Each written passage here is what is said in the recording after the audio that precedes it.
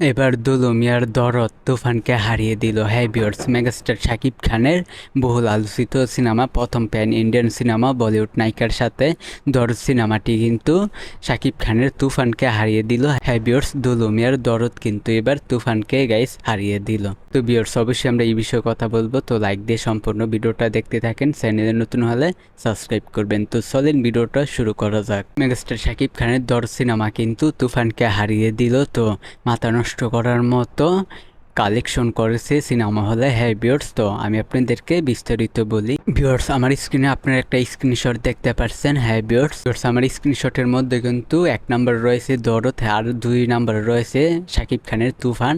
তো ভিউয়ার্স, তুফান সিনেমাটি কিন্তু একদিনে প্রায় আয় করেছে, কালেকশন করেছে 30,61,000। হ্যাঁ ভিউয়ার্স, 29,61,000 তুফান সর্বোচ্চ একদিনে আয় করেছে। আর ভিউয়ার্স, নাম্বার ওয়ানে, বাংলাদেশের নাম্বার ওয়ানে একদিনে সবচাইতে আয় করেছে দুলুমিয়ার দরদ। হ্যাঁ ভিউয়ার্স, মেগাস্টার শাকিব খানের দরদ, দুলুমিয়ার দরদ কিন্তু একদিনে বক্স অফিসে কালেকশন করেছে 30,61,000। হ্যাঁ ভিউয়ার্স, দরদ কিন্তু একদিনে বক্স অফিস কালেকশন করেছে 30 লক্ষ টাকা।